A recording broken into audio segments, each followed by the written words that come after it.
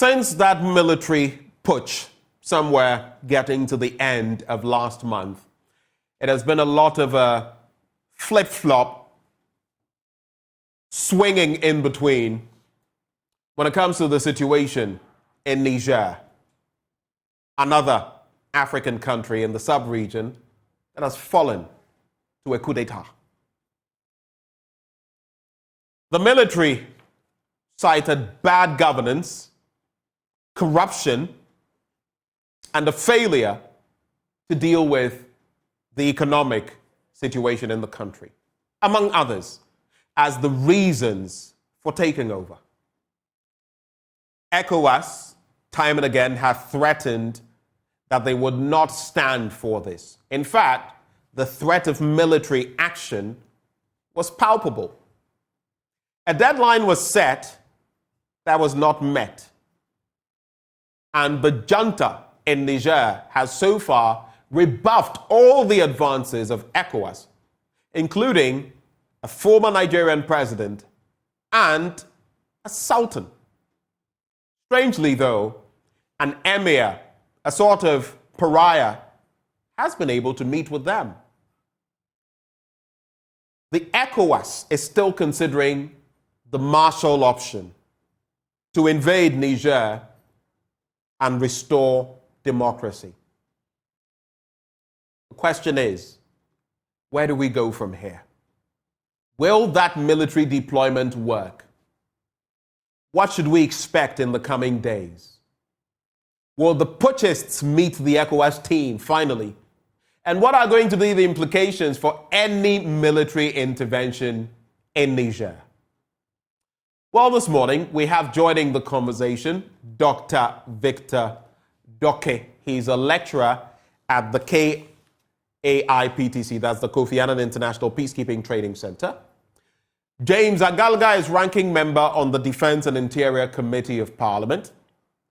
We have Chukwuemeka Eze, Executive Director of WANEP, and also Austin Alugbe, a global affairs analyst, who actually finds himself in Niger at the moment. Well, he's been in Niger and he currently finds himself in the Gambia. But before we get into an interaction with them, I'd just like to say a very good morning to all the guests and then come to you with a short video. For those of the guests who have been able to join us, a very good morning to you. To you, sir. Who am I hearing? Is that Victor? Yes. Okay. Victor, thank you for joining. We also have Austin Alugbe on Zoom, Global Affairs Analyst. Hello, Austin. Hello, Austin. Can you hear me, Hello. Austin? I can hear you well. Can you hear me? I can hear you now. Thank you for making the time to join us. All right. Thank you very much. All right. We also have James Agalga, Member of Parliament on the Defense and Interior Committee. A very good morning to you, Mr. Agalga. Good morning. All right. And also joining the conversation, Chukwuemeka. I just want to hear you to confirm that I have you. Chukwuemeka Eze. Yes, you do. Good morning. All right. Thank you very much. Chukwuemeka Eze from WANEP. Gentlemen, right before we get into the thick of things, just watch this video. I'm sure some of you have seen it. After the military junta let go of former President Mohamed Bazoum, former Nigerian president, and this was what the scene looked like after he had purportedly resigned. Watch this.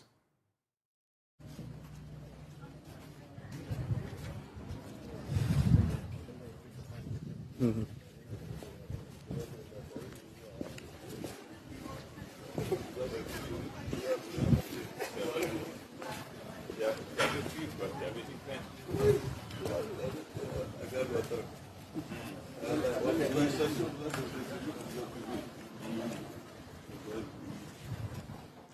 And so those are the scenes there. Interesting. If you look at Mohamed Bazoum's deportment from a few weeks ago and you look at him now, he appears to be a shell of himself. Interesting scenes. Interesting scenes. But let's get into the conversation now with our guests. And I'll start with you, Victor, on this beat. What do you make of all that has happened in recent times? I mean, I'm just going to take about a minute of submissions from each one of you. Just encapsulate your ideas. From the day of the military action, where we suspected there had been a coup, to the proceeding days when we found out that indeed this is what had happened, till now that the purported resignation has been delivered by Mohamed Bazoum. He's been allowed to leave, and ECOWAS is threatening military action. Succinct thoughts, Victor. Thank you very much. Well, what I make of it since the takeover, very unfortunate incidents for the junta to take that action. Now, it's sort of becoming like a norm because we've already had Mali and Burkina Faso. ECOWAS implemented sanctions. It didn't bite enough. They lifted them. Why did they lift them? We don't know. Now, the other issue is they expect these two states, that's Mali and Burkina, to transition into democratic practices. We don't know if that's going to happen yet. We hope so. Now, concerning Niger, the takeover, the processes, the defiant position by the junta not to meet emissaries in the first place has worsened the situation, thereby ECOWAS implementing more sanctions, which they have recognized that it's biting, hence appointed 21 ministers by their own mandate to represent them, to become their mouthpiece.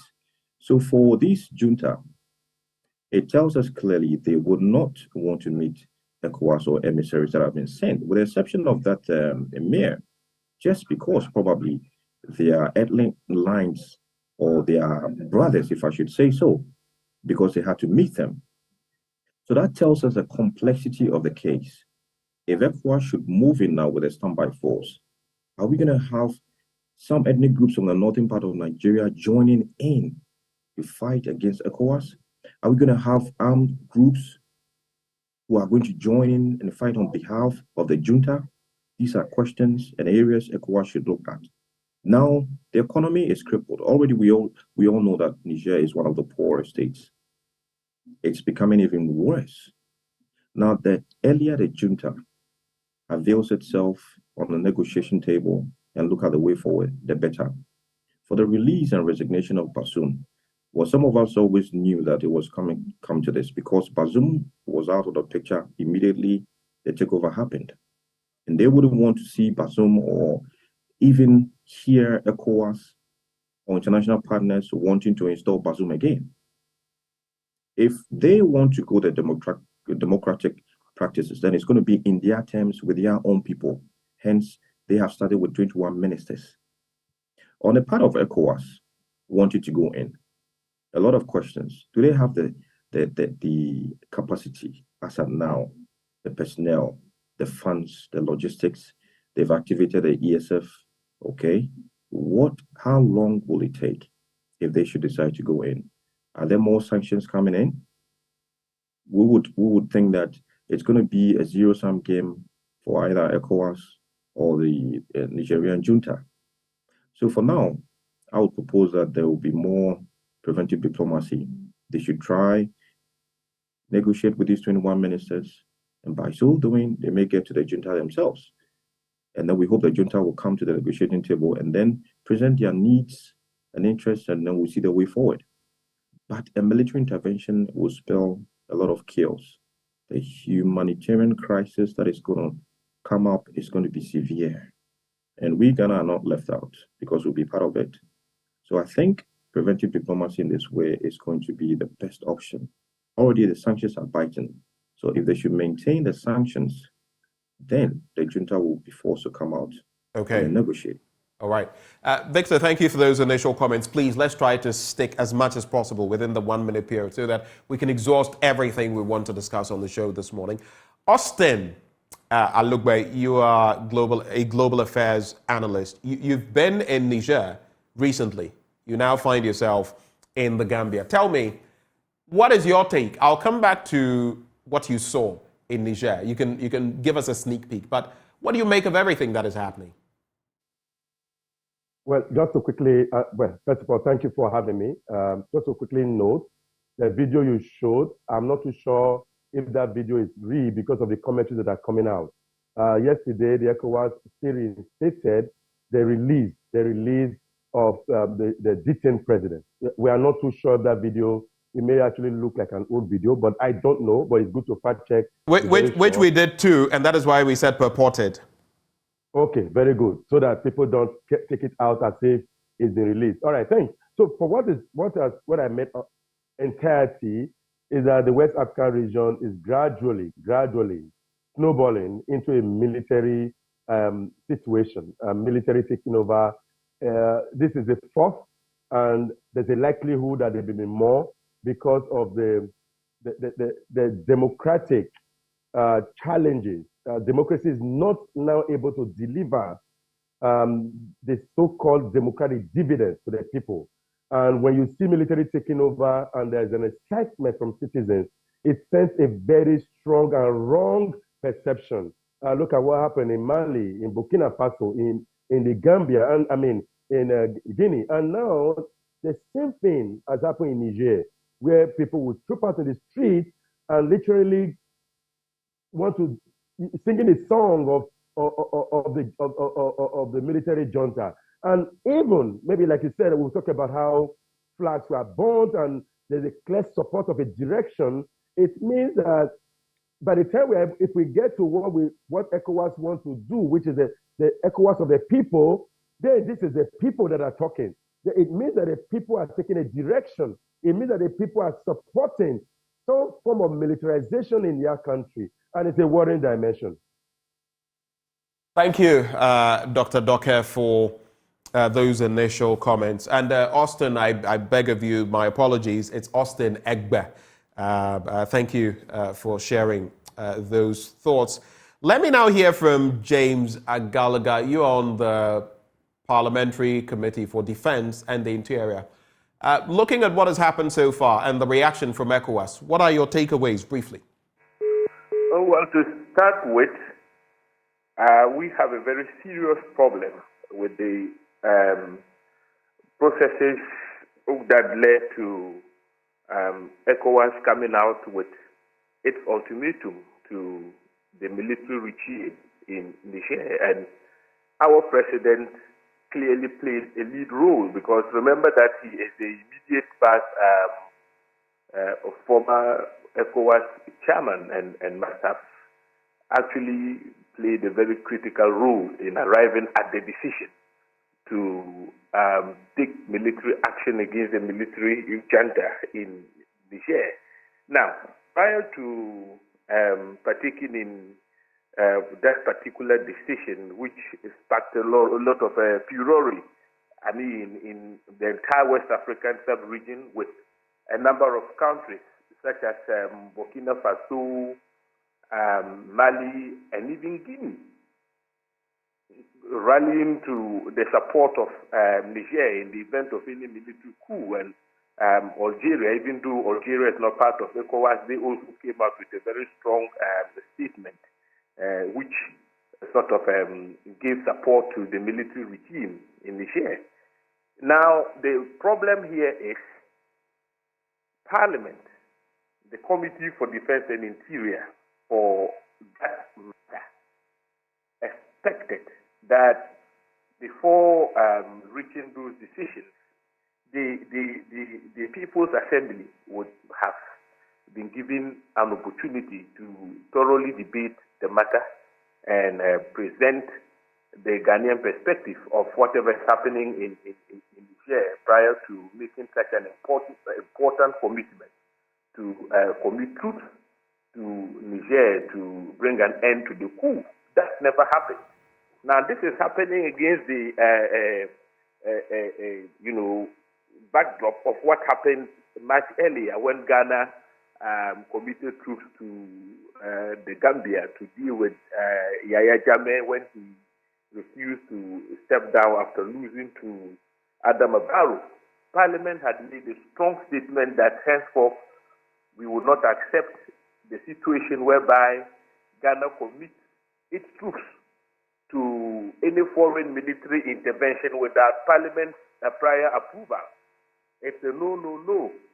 It appears we haven't learned lessons at all. And so this whole thing came to us as a big surprise when our president defied Parliament and went ahead and actually took part in issuing threats and ultimatum to the Sovereign Republic of Niger. Whatever happened in Niger, whether ECOWAS has a zero tolerance for coups or not, is an internal matter and should have been treated as such.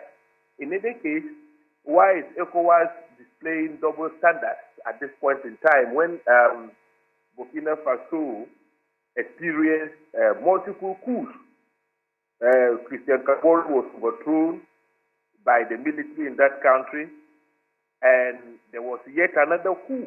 The military overthrew itself in that country. ECOWAS did nothing. Guinea happened, ECOWAS did nothing. Mali happened. What did ECOWAS do? Why didn't they threaten military action? Right. And so the fundamental question is, who is behind this? Is ECOWAS acting on its own initiative, or they are being pushed by foreign powers? If it is the case that they are being pushed by foreign powers and interests, which is obvious, then it is worrying. I mean, it's worrying, and this whole thing could plunge the sub-region into a catastrophe. I mean, if care is not taken. Thank you for those initial thoughts. Let me come to Chukwuemeka Eze. Chukwuemeka, are you with us? Yes, I am. Quick thoughts. Well, I think I get a bit worried about some of the assumptions that we are making, which includes the fact that ECOWAS is not acting on its own. I think that's very worrisome. While I'm not debunking that, I should think that the fundamentals should be put on the table, which is, does ECOWAS... But very quickly, Chukwuemeka, I've seen different documents and various suggestions and scenarios, and I don't think from where you sit, you can say for a fact that ECOWAS is completely acting on its own. I've heard certain things whispered that I cannot say on air, but you don't have the facts to say that ECOWAS is wholly acting on its own either, do you? No, I don't. And that's why I'm saying, Okay. but while I'm not debunking that, I think the fundamentals for me is whether there is an existing protocol that forbids the coup d'etat in West Africa, and whether these countries actually have ascribed to it through their national government. That's number one. Number two is that the fact that we also did not act in Burkina or in Mali the way we should act also tells me that lessons are being learned. And like my colleague from KIPTC said, we did our analysis and we feel that there could be two more if nothing is done in Niger. And that's not a trajectory that we want to go again. This is becoming very, very, very worrisome. But be that as it may, I think that we should also understand that ECOWAS standby force is one of ECOWAS response mechanisms. There's a reason why it is there.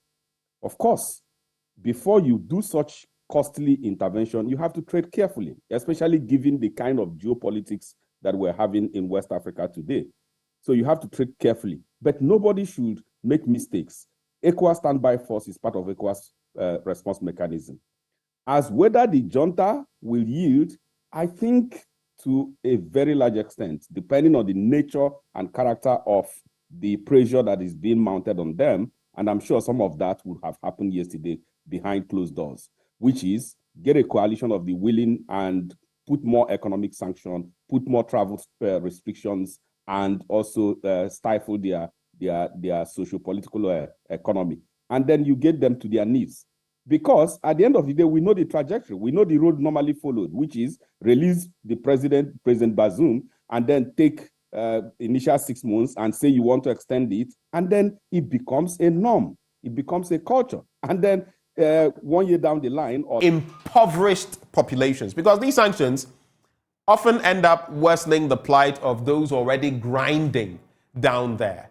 Is this the way to go? Even before we talk about the military option, the sanctions so far. Right. Let's not forget, Dr. Chukwuemeka mentioned one of the responses, which is a ESF. One other response is placing sanctions, right? When you talk about conflict resolution as a whole, you have the preventive diplomacy. Now, sanctions are one of the ways to get conflict actors to the negotiation table. Already, we know Niger is one of the poorest. With these sanctions, it's biting hard. That is why the junta thought wise to appoint 21 ministers to represent. Now, that tells us what their intentions are. Okay. Now, it will only get worse for the economy of Niger. How long will the junta be able to withstand these sanctions? And individually, they also have been, affected. So in general, now when you look at reports, yesterday I had an opportunity to look at reports, the borderlines where traders have to go in Niger, it's all standstill. Nothing goes, nothing comes. So for my take, it will get worse. And for sanctions, is one of the ways to get people to come to the negotiation table. And the earlier this junta realizes that it's going to affect not only them, but the whole populace.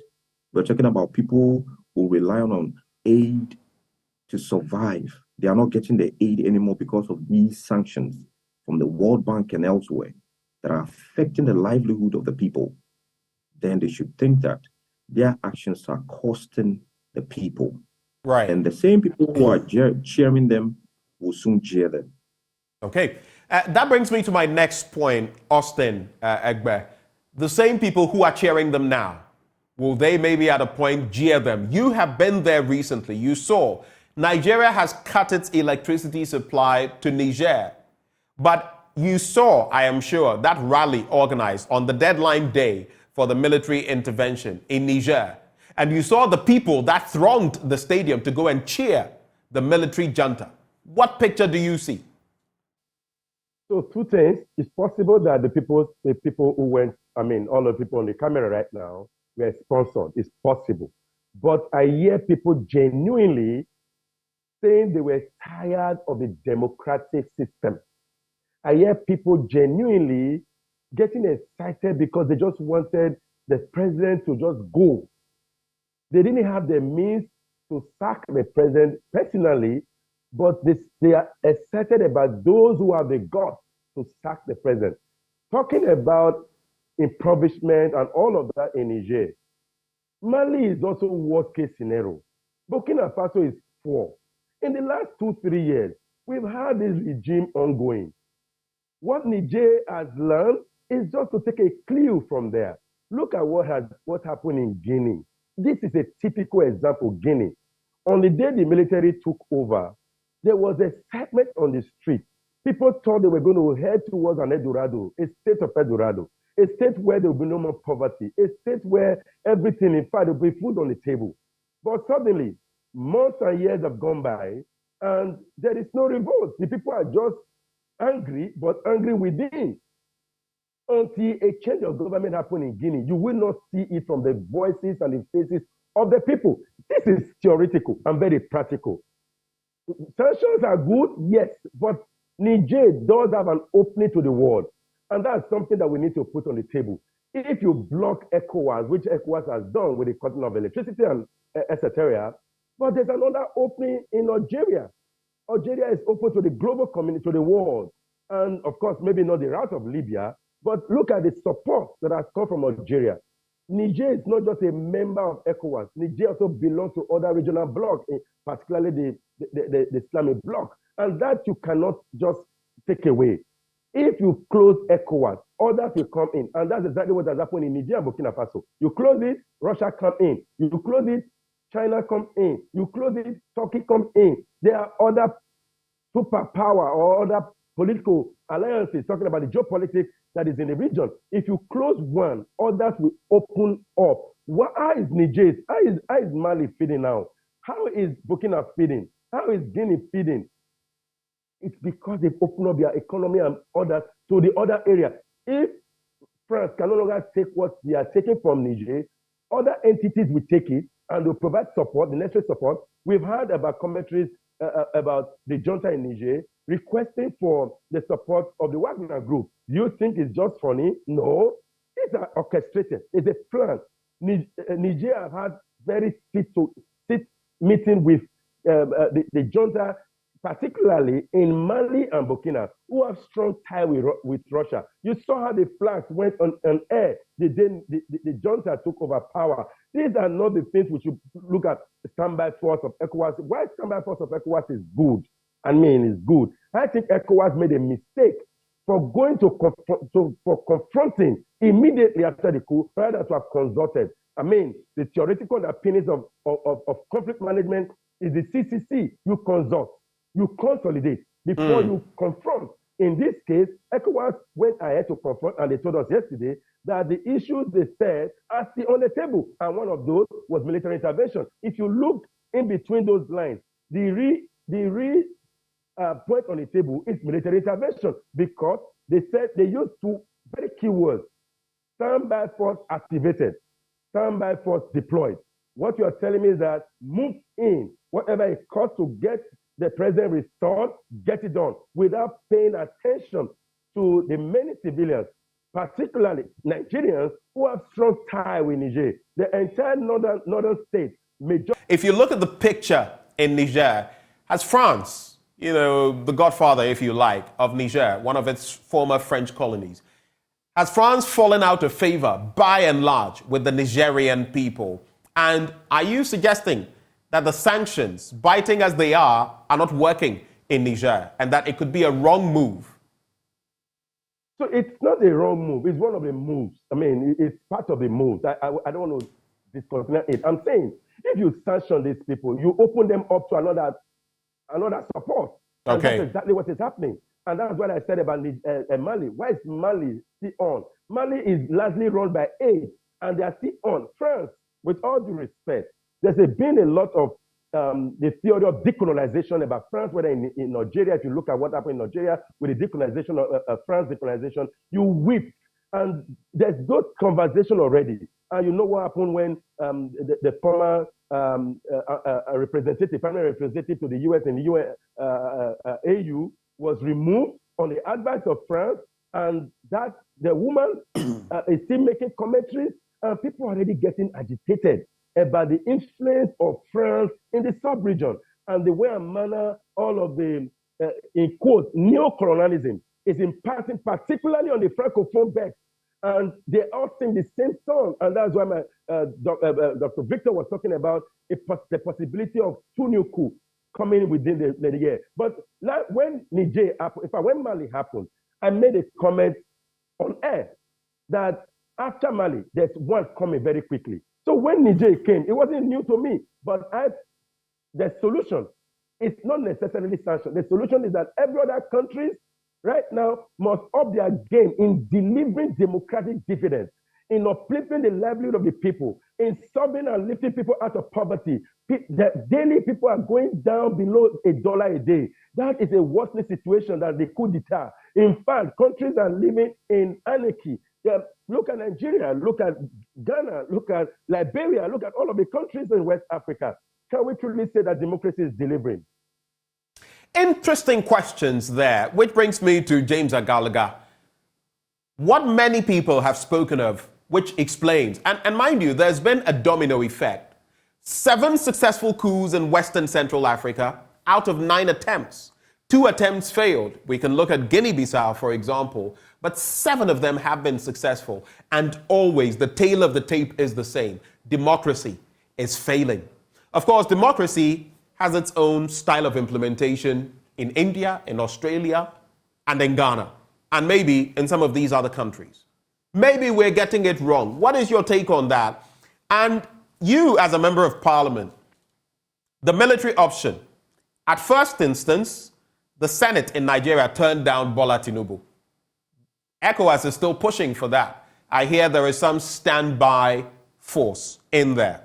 Interestingly, according to the Associated Press, the last time that the United States Under Secretary of State, Victoria Nuland, she was rebuffed, but when she attempted making her way to Niger, what they shared, what the Associated Press has shared, is that there was a threat made that if there were to be any military intervention, they would bring some harm, let me leave it that way, to ousted President Mohamed Bazoum.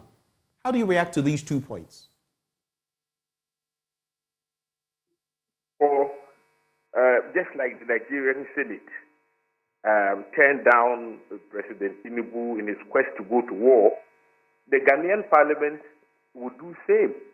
We shall turn down President Akufo-Addo if this matter comes up before Parliament. And that is what we're pushing for. Number two, first of all, let me address the issue of sanctions quickly and return to the question you just posed. Look, you think that sanctions in this case would work? I have my doubts. Even if ECOWAS continues on that path of maintaining the sanctions that have so far been imposed, the entire sub-region is going to be, involved in the, if you like, domino effects of such a move. Take, for instance, Ghana. We rely heavily on Niger for onions. And the other day I heard the Onions Association complain bitterly that following the imposition of sanctions, most of the trucks that usually cut onions from Niger to Ghana got stranded along the Benin-Togo border. And immediately in this country, prices of onions shot up. Now, I am not too sure that the border remains closed because there was some opening. The truckers managed to leave the area and cut onions to this country. So that in itself is an indication that sanctions wouldn't work because the economies of Benin, Togo, and even Ghana would suffer. Food prices will shoot up, and onions, as you know, is one vegetable, or if you like, fruit, which is consumed a lot in our country. Now, Algeria borders Niger. Algeria clearly is not part of ECOWAS and will not support any sanctions against them. Mali, Burkina Faso, these are neighboring countries to Niger. Would they support any sanctions regime? I don't think so. And so straight away, you're going to have a challenge with enforcement. But come to think of it, look at the sheer size of Niger and its airspace. Mali and Burkina Faso. I mean, their airspace gives us the shortest route to Europe and the Americas. And the other day, when Niger closed its airspace, there was total chaos in the sub-region. If this continues, I mean, those would be, their own form of sanctions against ECOWAS. What is going to happen to people traveling to Europe and the Americas? Commerce will suffer. You see, so we need to be extremely careful here. Now, having said that, look, I don't support coups in any form. I don't support coups. But we should be, whilst we discuss ECOWAS mechanisms, which have been put in place to deal with coups such as preventive diplomacy, ECOWAS standby force, etc., etc. Let us begin to ask ourselves, what has been the response of ECOWAS to most of the happenings which eventually would result in that in this member state? So we start with Guinea. What were the events that led to the coup in Guinea, and what was ECOWAS' own response? We saw what Alpha Conde did. He manipulated the has been the response of ECOWAS. And so ECOWAS itself, and when I talk about double standards, these are some of the challenges. Burkina Faso, half of the country has been taken over by terrorists. What has been the response of ECOWAS? And I have been very consistent in making the case for ECOWAS to actively support the Burkinabés to fight terrorism. What has been the response? The result is that President Kabore was removed because he just couldn't do much for the country's armed forces to ward off the terror threat. So I mean, ECOWAS back up it again. And let me sound the word of caution here. Nigeria cut electricity to Niger. You know, both countries share the Niger river. Yeah. Niger is upstream. Now, as I'm told, there have been agreements, I mean, in the past between the two countries, which allows for Nigeria to supply Niger about 70% of their electricity needs in exchange for Niger not to contemplate damming the Niger River upstream. Now, don't you think that if such an agreement is in place, the imposition of sanctions by way of cutting electricity supply to Niger could have its own long-term repercussions, which would warrant the damming of the Niger River, which in itself can then become recipe for conflict between the two countries in the future, as we have seen in Ethiopia and Egypt having challenges over the damming, the construction of the dam, the Renaissance Dam, over the Nile, I mean, upstream.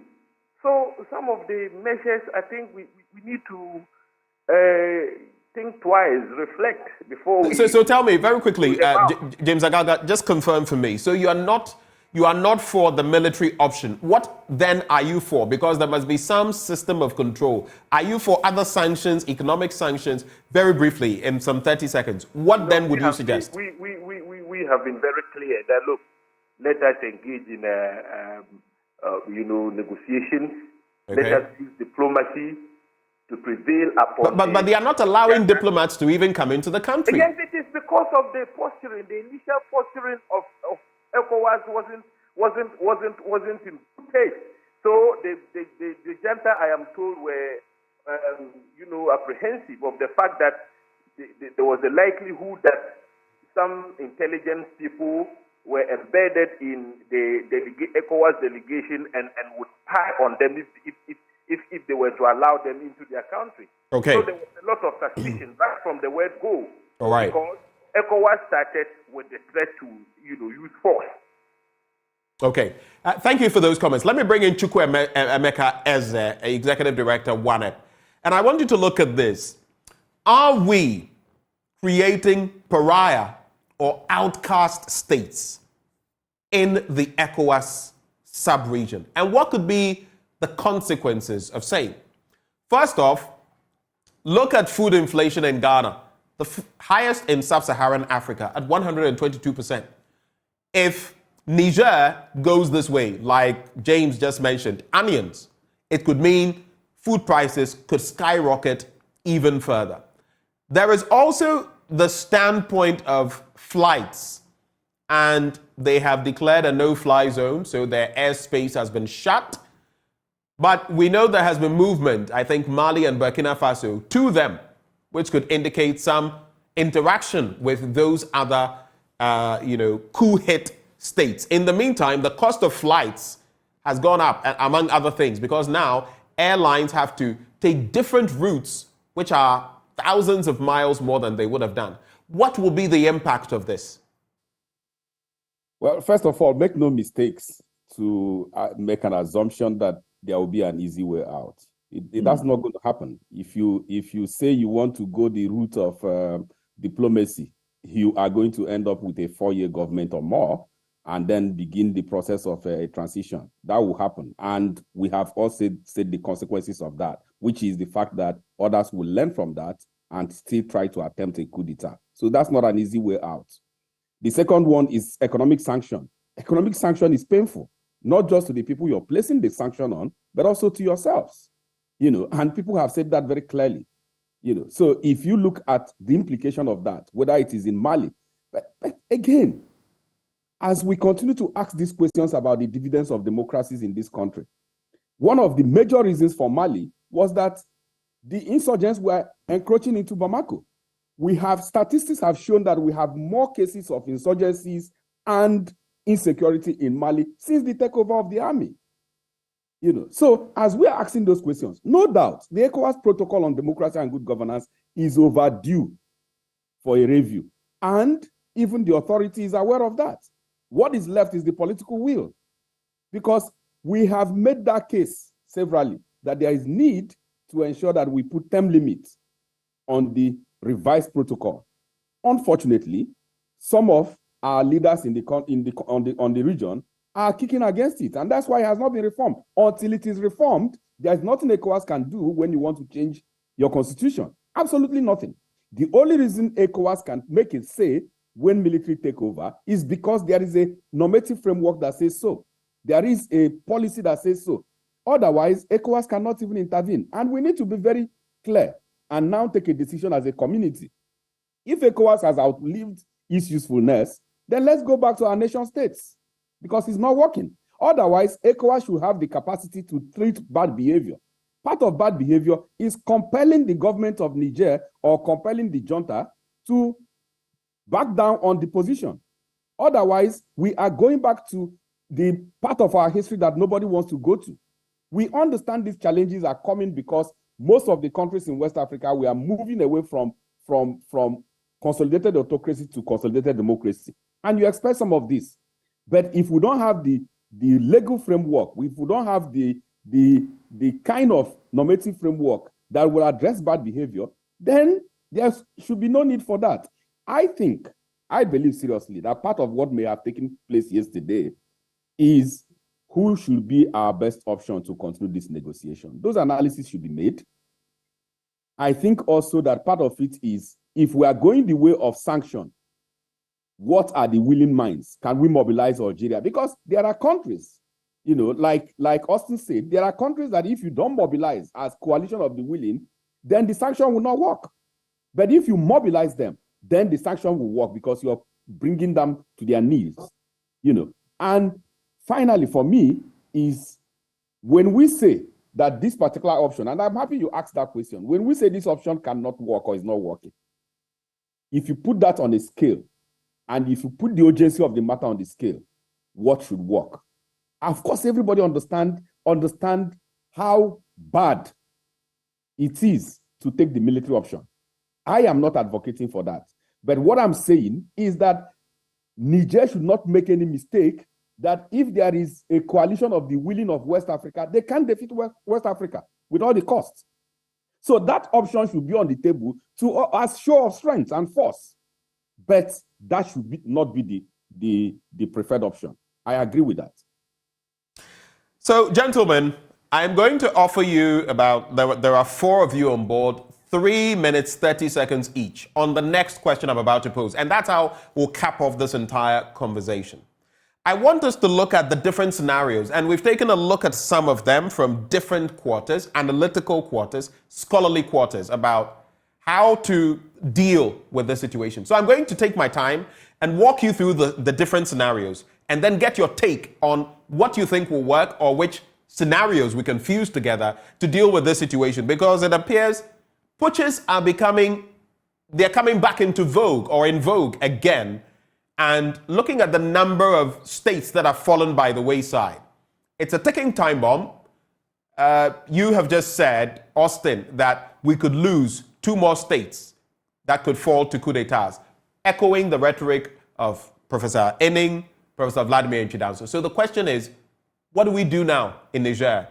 And maybe in other countries that are yet to fall. God willing, they won't fall. So let's look at these scenarios. I'll start with you, Dr. Doke, on this. So stay with me. Scenario number 1.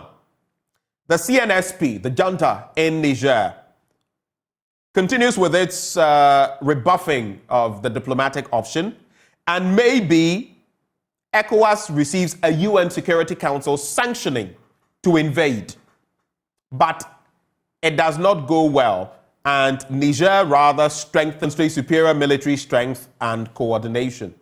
Bottom line, due to precise planning and execution, there are some gains made, but then there is the humanitarian impact.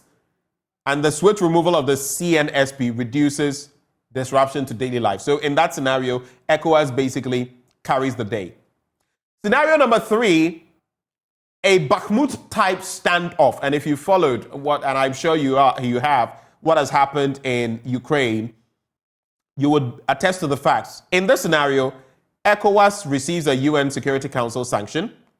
ECOWAS, the mandate calls for a peaceful resolution. However, upon entering Niger, ECOWAS forces face unexpected resistance from the junta. There is a prolonged standoff, and that leads to heavy military casualties, and there is no real remedy, with Guinea, Mali, and Burkina Faso also supporting Niger. Scenario number 4, a mixed outcome, where ECOWAS forces receive this sanction, the conflict becomes protracted, ECOWAS itself takes a hit and faces immense pressure to reform its governance architecture, and there is no real end in sight. How do we deal with all of these scenarios and maintain that fragile balance we have? Look at the number of countries that have fallen and the prospects of some others going further down that road. I'll start with you, Dr. Doke. Yes, sir. Thank you very much. Well, respectively, all scenarios, well, the question is, it doesn't really look good for the junta in Niger. But with option number 1, okay, it means that the UN Security Council has a lot to do when it comes to analyzing the situation. Then most people will now start asking the question, which they've already asked, are there interests from international partners? Okay, going through the UN Security Council. Now, if we say that people have interest and are pushing ECOWAS to go in, let's ask the question, who are those international partners who control the Security Council? Okay, don't we think those who are sitting outside, whom we think or assume are pushing ECOWAS, can equally influence the Security Council to make a decision to go in? And if the Security Council gives the go-ahead, ECOWAS standby force moves in. All scenarios will create catastrophe, humanitarian crisis. Nigerians will lose, ECOWAS will lose. Other countries bordering Niger will lose, okay? The alliances that will be formed, Mali, Burkina, in line with Niger, are we ready for that? ECOWAS will be divided. There will be no unity. And we are proposing, or we are drumming in the regional hegemony when it comes to security, when it comes to peace, good governance. Okay, that is what we are trying to implement now. The regional hegemony is very essential. If we had that, we wouldn't be where we are. ECOWAS needs to set up. This aspect of having favorite elites in the sub-regional organization does not help. ECOWAS should be able to criticize, issue sanctions where necessary. When one state does not seem to be practicing democratic rules very well. We've seen it in Senegal, okay? Luckily, Macky Sall backed down on his intention to stand again. But we know the internal consequences that is happening now. If the ESF should go in, you have the eastern and the western components of battalions. Well, the west is controlled by the Senegal. Is Senegal ready to commit the troops? Looking at their internal wranglings now, I don't think so. Nigeria, represented the Eastern Battalion, may, but then we'll face opposition. As one of the colleagues also mentioned, the northern part of Nigeria has ties with Niger. We all know that. And we will have groups joining in to fight against ECOWAS. The whole situation does not look good for now. All regional bodies, International Peace and Security Council should really analyze the situation very well, because if they take the wrong step, we are going to face severe consequences. There will not be any solution to it now. We'll have protracted conflicts, we'll have proxy wars, we'll have armed groups springing up more than. Niger is very strategic when it comes to fighting extremism. So let's look at the situation well and then push more for preventive diplomacy. The sanctions are already there, yes. Let the sanctions do its job. And then hopefully the junta will come to the negotiation table. All right. Dr. Doke, thank you. Just stay with us, listen to the other comments. I'll come to you now, Austin Egbe, for your take. Thank you very much. All of the scenario you pointed, I don't see anyone coming up. Number one, the UN Security Council as France, as Russia, both of them have interest in this area. If Russia agrees to sign up for war in Niger or to give backing to France to go into war in Niger, it means that Russia also will have a lot to gain. What you, France, are beginning, we are not interested. So it could be helping France to go into war where they will benefit. As we speak, Niger does have a lot of troops, both the American troops, even the Italian troops is in Niger. So one wonder how we even got to this point. Having said that, Dr. Victor said, in whose interest? Don't forget there are gun merchants, warlords who are super excited to drag us into war and make a lot from us and make us dry.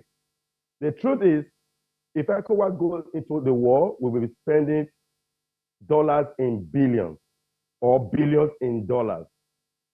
Who funds that? Where is it going to come from?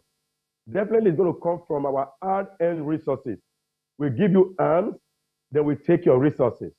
Don't forget the blood diamond. That is still on the table. That warlords, gun merchants invested so much in people helping to kill themselves while they make the country so dry. And I have a proposal, which I will call the number 5. We now know that ECOWAS and the Niger junta are at loggerheads. You can't solve a problem from the point of view of the problem. As it is, ECOWAS is not able, let me put it categorically clear, the only thing ECOWAS can do is to move in with the force, neutralize the junta, and clear the entire scenario. That is, for me, the best ECOWAS can do now. But is it the best option? Maybe yes, maybe no. It's a conversation for another day. But I think that would have been the first option in any case. Move in, don't do any, there would have been no need for sanctions. Move in quickly and clear them, but you already missed the opportunity. The proposal I'm bringing to the table, the AU, the ECOWAS has requested AU and the UN to support its position of yesterday. I mean, all of the positions that are still on the table. AU and UN does have the mediating power right now. The junta will not allow ECOWAS in, but they may allow AU in. They may allow the UN in. What can happen is to negotiate from that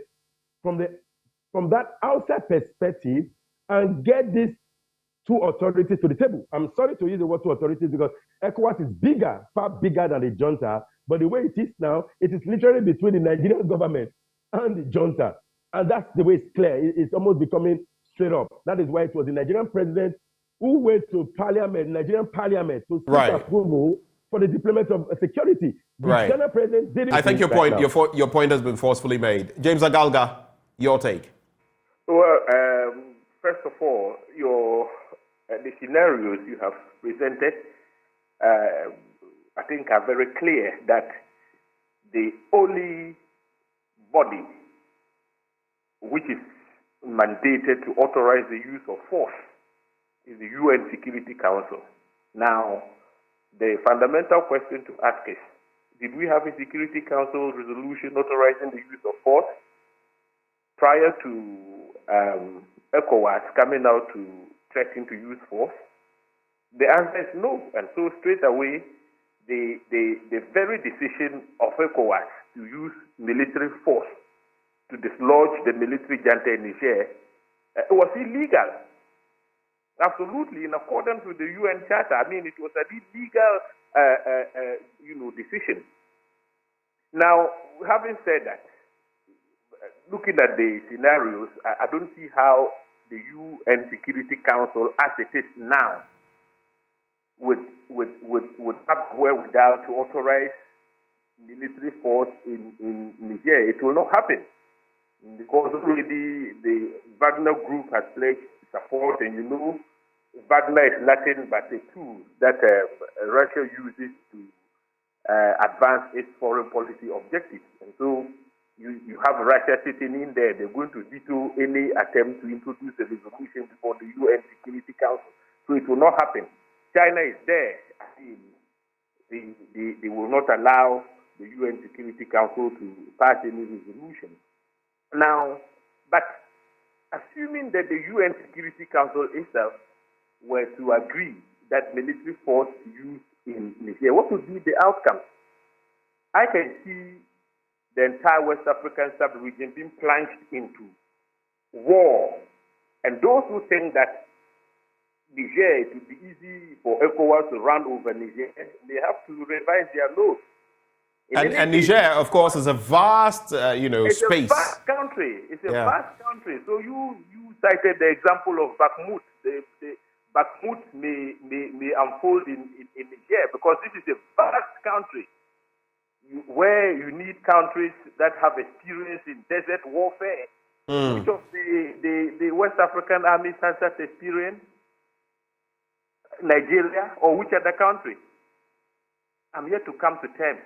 Okay. So we're going to plunge the West African sub-region maybe into a West African world war with all the global superpowers having stakes and sponsoring from a distance. So you have a humanitarian disaster where the ordinary people are the ones who bear the brunt of such an intervention. So it's not going to be easy for us at all. Okay. I am guided by previous examples. Okay. When the United States moved into Libya and killed Muammar Gaddafi, what has been the state of affairs in that country today? I think Libya was better off under the dictatorship of Muammar Gaddafi than it is now, right now. Libya is a failed state. So let's think about this. You want ECOWAS to move into Niger, topple the regime, and reinstate a president who is no longer popular with the masses. And that is the question. I thank you, James. It will not work. And that is the question because it's the way to go. Okay. And that is what we must all endorse. That also comes into the fray because if you do this and if that person is still not popular with the masses, then what would you have done? That's the other side of the coin. But let me come to Chukwuemeka Eze. You have the final say. Quick thoughts for us. First of all, let me acknowledge that all your scenarios are possible. They may not be likely, but we cannot remove them from the table. And all the costs of each of the scenarios you have painted is very visible. So we cannot start by saying that President Bazoum is no longer popular among the masses. That's not how democracy works. You go through election and you vote him out. Of course, we know that is not going to happen. He's now history. That is not going to happen. Restating him is an option that I know for sure will never happen again. So, you think reinstating him is an impossibility? It is going to be impossible because at the end of the day, if you're going to the route of diplomacy and win-win, that's part of what you're going to put on the table. He should go. The military should go. So otherwise you are favoring one side, and that's not going to happen in diplomacy. So what do we need to do? What is another option that you have not painted? I've heard what my brother said about bringing in African Union. The good news is African Union was actually at that summit, that emergency summit. There's a reason for that. If you don't get this coalition of the willing, you cannot achieve results. ECOWAS understand that. So, and those who are saying that military option should not be an option at all, we tried it in Gambia. That was the only language that Yahya Jammeh could hear. Why did it work? Because Yahya Jammeh knows that from the flank of Senegal, he was closed. Niger was coming, Ghana was coming. It is also harsh to say that such pronouncement is illegal.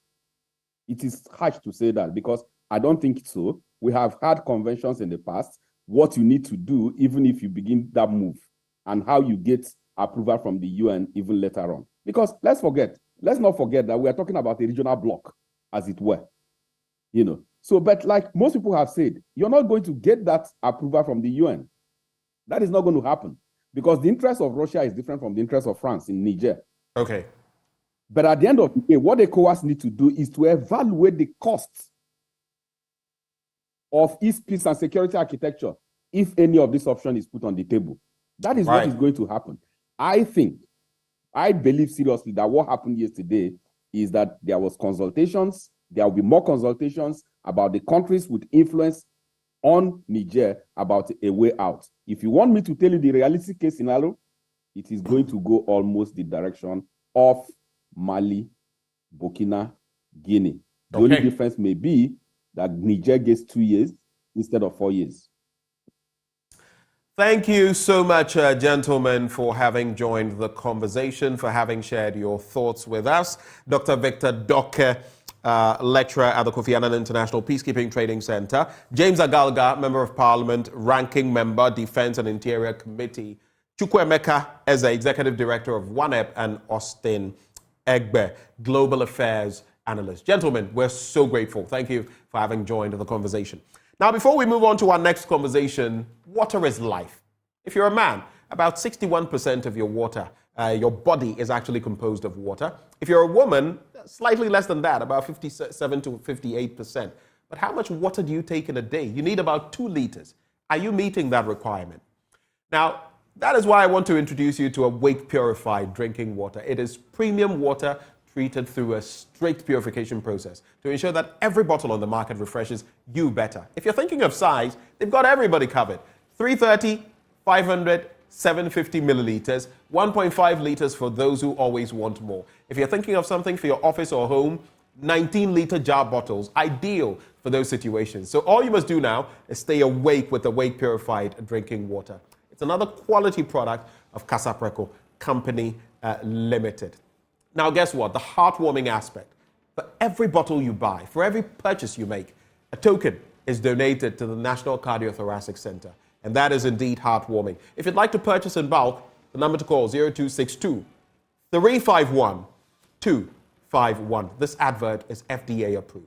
When we return, my own partner in good things, Bernice Abubedu Lanza, is going to be interacting with our next guests on the Women Arise Conference 2023. Stay for that.